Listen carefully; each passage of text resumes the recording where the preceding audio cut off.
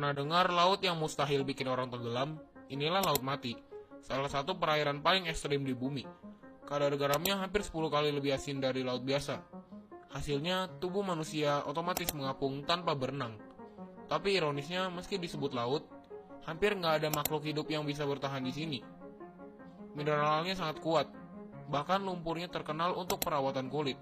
Laut yang mematikan, tapi justru bikin manusia mengapung. Follow untuk fakta dunia paling aneh berikutnya. Norwegia mengalami malam tanpa matahari selama berbulan-bulan. Di bagian utara Norwegia ada sebuah fenomena alam yang terdengar seperti cerita fiksi. Matahari tidak terbit selama berbulan-bulan. Fenomena ini dikenal sebagai polar night atau malam kutub. Hal ini terjadi karena kemiringan sumbu bumi.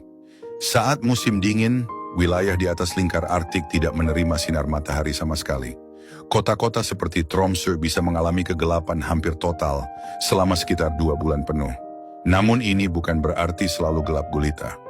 Langit tetap memancarkan cahaya biru lembut di siang hari, dan pada malam hari, penduduk sering disuguhi aurora borealis yang menari di langit.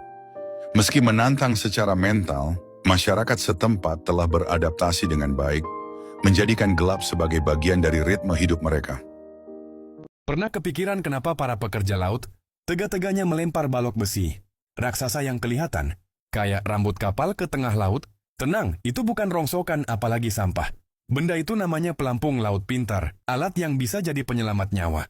Kalau kamu tersesat di tengah samudra, pelampung ini bisa jadi tempat berpegangan buat istirahat sambil nunggu bantuan. Dari jauh juga kelihatan jelas, jadi cocok banget jadi penanda di permukaan laut. Jangan tertipu tampilannya yang berkarat dan sangar, karena di dalamnya penuh teknologi canggih. Di bagian bawahnya tergantung rantai baja super berat dengan panjang puluhan meter. Tugasnya biar si pelampung tetap anteng dan tidak kabur di bawah arus. Sementara bagian yang mengapung di atas air sibuk bekerja mengamati suhu laut, arah angin, tekanan udara, dan berbagai data penting lainnya. Lalu semuanya dikirim terus ke daratan. Soal listrik, benda ini nyaris tidak pernah panik. Selama ada matahari, panel surya siap memberi tenaga.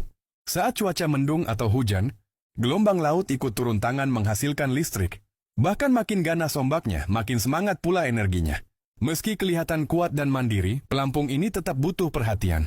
Biasanya setiap 3-5 tahun sekali, ia akan diangkat ke darat untuk dibersihkan dan diperiksa total, supaya saat dibutuhkan benar-benar siap dan tidak mogok di saat genting.